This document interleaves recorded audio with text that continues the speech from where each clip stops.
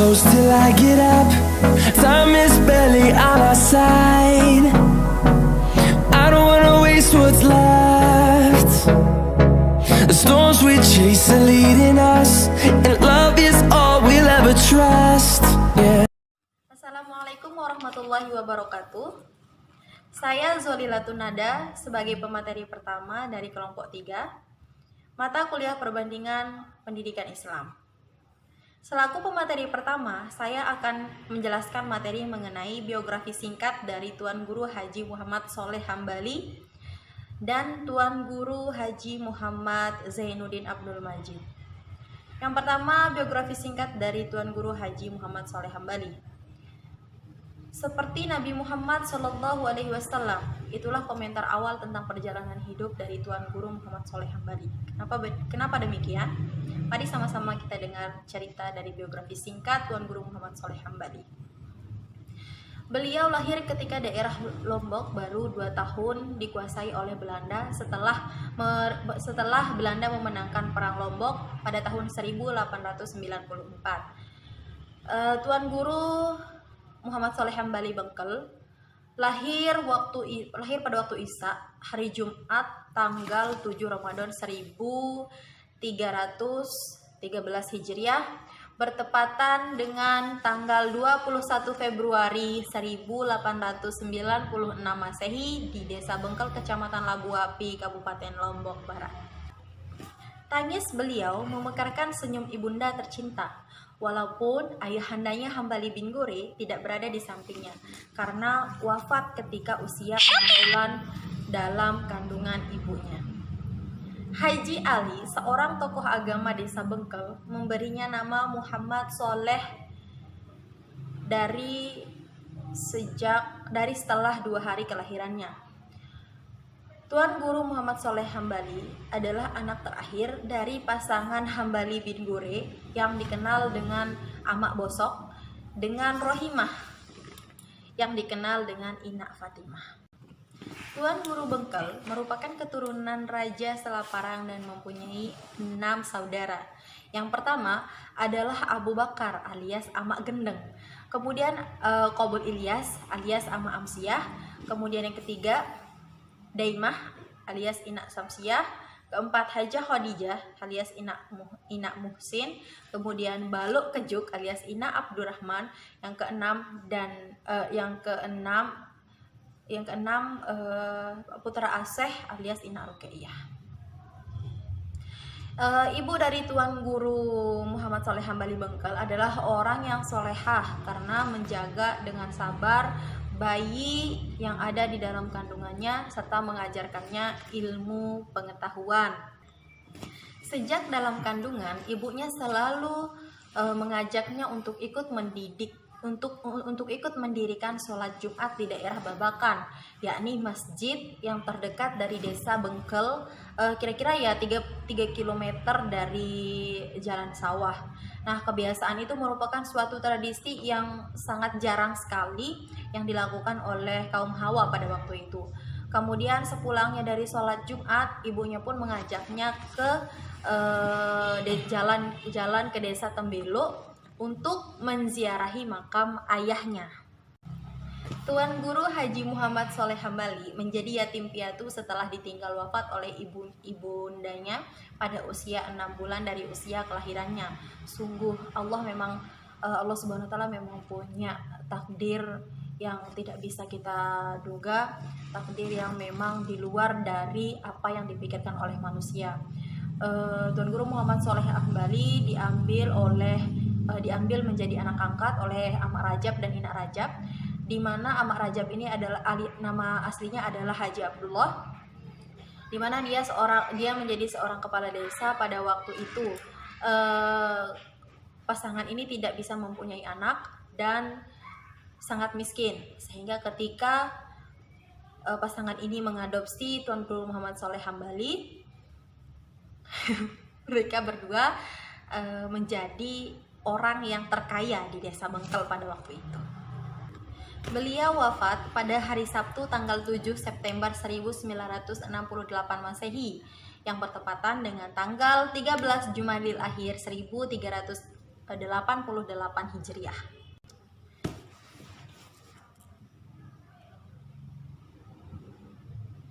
Yang kedua, biografi singkat dari Tuan Guru Haji Muhammad Abdul Majid. Beliau mempunyai nama kecil yaitu Muhammad Sagaf yang dilahirkan pada hari Rabu 18 Rabiul Awal 1316 Hijriah yang bertepatan dengan tanggal 20 April 1908 Masehi. Beliau lahir di kampung Bermi, Desa Pancor, Kecamatan Larang Timur atau yang sekarang merupakan Kecamatan Selong, Lombok Timur, Nusa Tenggara Barat. Orang tua beliau bernama Abdul Majid yang dikenal dengan sebutan Guru Mukminah, sedangkan ibunya bernama Hajah Halimatus Sa'diyah atau yang dikenal dengan Ina Syam. Setelah kelahiran beliau, terdapat sejumlah peristiwa-peristiwa besar di Nusantara maupun di Lombok. Di tahun pertama abad 20, pemerintah Hindia Belanda menerapkan kebijakan politik etis di daerah koloni Hindia Belanda sebagai tindak lanjut pidato Ratu Muda Belanda pada waktu itu. Kemudian masa kelahiran As-Saggaf merupakan dekade awal penjajahan dari Hindia Belanda yang ditandai dengan penaklukan Puri Cakranegara tahun 1894 Masehi. Terakhir, Tuan Guru Haji Zainuddin Abdul Majid wafat pada tanggal 20 Jumadil Akhir 1418 Hijriah yang bertepatan dengan tanggal 21 Oktober 1997 Masehi. Assalamualaikum warahmatullahi wabarakatuh. Perkenalkan, nama saya Satria Fidel Halil dari kelompok 3 akan menjelaskan tentang konsep pendidikan Islam menurut Tuan Guru Muhammad Saleh Hambali dan Kiai Haji Zainuddin Abdul Majid. Yang pertama, tentang konsep pendidikan Islam menurut Tuan Guru Muhammad Saleh Hambali. Konsep pendidikan Islam menurut Tuan Guru Muhammad Saleh Hambali ialah adanya pencerahan kepada peserta didik dari pendidik agar ilmu yang ia dapatkan bisa bermanfaat untuk orang banyak. Tentunya didasari dengan ikhlas, semata-mata mencari ilmu untuk menggapai ridha Allah Subhanahu wa Ta'ala. Konsep pendidikan Islam menurut Tuan Guru Saleh Hambali tentunya tidak akan bisa lepas dari kaidah-kaidah yang ia susun dari karya-karyanya. Adapun salah satu karya beliau ialah Ta'lim Al-Sibyan Bighayat Al-Bayan. Dalam karya ini berisikan tentang satu yaitu tauhid, mengenal Allah Subhanahu wa Ta'ala. Kedua, fikih, mengenal hukum-hukum Allah Subhanahu wa Ta'ala. Ketiga, tasawuf, cara kita memberikan diri kepada Allah. Adapun tujuan pendidikan menurut Tuan Guru Muhammad Saleh Hambali ialah dengan memperkenalkan kepada peserta didik akan kewajibannya sebagai manusia dan hamba, tentunya dengan mempersiapkan ilmu pengetahuan bagi kelangsungan hidupnya di masyarakat. Pendidikan Islam di sini berfungsi sebagai pembeda mana manusia dan hewan, mana yang benar, mana yang salah. Allah Subhanahu wa Ta'ala berfirman dalam surah Al-Baqarah, "Wala talbisul haqqa bil batil." Janganlah kalian mencampur adukan mana yang hak dan batil. Artinya, yang benar sudah jelas dan yang salah sudah jelas. Sehingga tujuan pendidikan di sini tentunya berdasarkan niat kita, yaitu dengan niat untuk menggapai ridha Allah Subhanahu wa Ta'ala agar bisa mendapatkan keberkahan, kemuliaan, dan bermanfaat bagi sesama manusia. Sehingga 3 komponen penting di dalam pendidikan yaitu orang tua, pendidik, dan peserta didik. Menurut Tuan Guru Muhammad Saleh Hambali, orang tua adalah tentunya bisa mendidik anak-anaknya dengan menyuruh mereka untuk menuntut ilmu, baik di sekolah madrasah adapun pondok pesantren. Kedua, pendidik tentunya berperan untuk membimbing dan mengajarkan peserta didik. Yang ketiga yaitu seorang peserta didik tentunya dengan cara taat, bersungguh-sungguh di dalam belajar atau menuntut ilmu agar bisa mendapatkan keberkahan ilmu dan bermanfaat bagi sesama manusia. Yang kedua yaitu konsep pendidikan Islam menurut Tuan Guru Zainuddin Abdul Majid atau akrab yang dikenal dengan Maulana Syekh. Konsep pendidikan yang dikembangkan oleh Maulana Syekh ialah pendidikan tidak akan bisa lepas dari agama.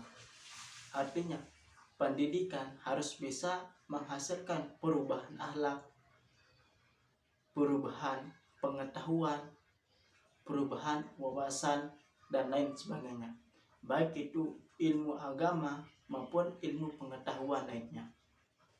Sebagai seorang ulama yang terkemuka, Maulana Syekh juga mendirikan lembaga dakwah Islamiyah yaitu Nahdlatul Wathon atau NW sebagai lembaga perjuangan untuk menegakkan amar ma'ruf nahi munkar dengan Ahlus Sunnah wal Jamaah.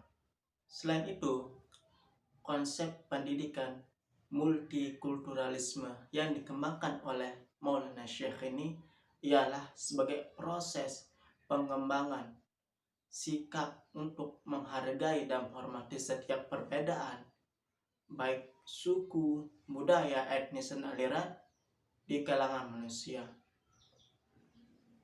Hal ini beliau bertujuan untuk menumbuhkan sikap kesadaran betapa pentingnya saling menghargai dan menghormati di dalam berkehidupan. Konsep pendidikan multikulturalisme yang dikembangkan oleh Maulana Syekh ini tentunya tetap beliau sebarkan di dalam madrasah-madrasah yang beliau dirikan dan pengajian yang beliau lakukan. Konsep pendidikan multikulturalisme yang dikembangkan oleh Maulana Syekh sangatlah penting untuk menumbuhkan kesadaran di antara sesama manusia. Dalam mewujudkan konsep multikulturalisme ini, Maulana Syekh berikan banyak sekali berbagai lembaga-lembaga pendidikan seperti membangun sistem madrasah, membangun sekolah khusus wanita atau perempuan, membangun sekolah umum di NTB, dan melakukan integritas ilmu agama dan ilmu pengetahuan. Bismillahirrahmanirrahim. Saya Asti Nadia akan menjelaskan materi ketiga tentang perbedaan dan persamaan konsep pendidikan Tuan Guru Saleh Hambali dan Tuan Guru Kiai Haji Abdul Majid. Konsep persamaan pendidikan Tuan Guru Saleh dan Tuan Guru Abdul Majid adalah yang pertama, pola interaksi pembina pengajar setelah kembali ke tanah air atau Gumi Lombok. Yang kedua, terbentuknya komunitas-komunitas ilmiah antara satu dengan yang lainnya dan saling mengunjungi. Yang ketiga, munculnya kecenderungan kajian orientasi untuk mengembangkan bakat dan minat seperti kajian tasawuf, kajian tafsir, kajian fikih, ilmu alam atau bahasa Arab dan nahwu shorof. Yang keempat, pengembangan sistem pendidikan melalui pondok pesantren. Kedua, perbedaan konsep pendidikan Tuan Guru Saleh Hambali dan Tuan Guru Kiai Haji. Pendidikan Tuan Guru Saleh Hambali dan Tuan Guru Abdul Majid. Pertama, konsep pendidikan Tuan Guru Saleh Hambali yakni 1. Mendirikan lembaga pendidikan yang diberi nama Darul Quran, didirikan di Desa Bengkel pada tahun 1921 sampai 1968. 2. Tuan Guru Saleh Hambali melakukan dakwah secara bertahap. 3. Panduan belajar Al-Quran dan menulis bahasa Arab Melayu dengan judul Al-Hidayah Abtal fil fil tajwid dalam kalam Allah al-muta'alam, yakni proses modern tanya jawab sehingga memudahkan untuk dipahami. Yang keempat, Tuan Guru Saleh Hambali melalui jalur risah asyariah sebagai PBNU NTB pertama dan mulai aktif pada tahun 1953. Sedangkan perbedaan konsep pendidikan Tuan Guru Abdul Majid yang pertama adalah mendirikan organisasi NWBI atau NWDI, yaitu Madrasah Nadatul Wathon Diniyah Islamiyah atau Madrasah Nadatul Wathon Banat Diniyah Islamiyah. Organisasi ini didirikan secara eksklusif. Madrasah ini didasari dengan as-sunnah wal jamaah mazhab as-syafi'i. Kedua, toleransi dalam beragama. Ketiga, tasawuf dibagi menjadi dua, yaitu salawat dan hizib. Yang terakhir, Tuan Guru Abdul Majidi mendirikan pondok pesantren yang bernama Al-Mujahirin. Yang keempat, mendirikan Pondok Pesantren Al-Mujahidin pada tahun 1934 sebagai tempat belajar ilmu agama.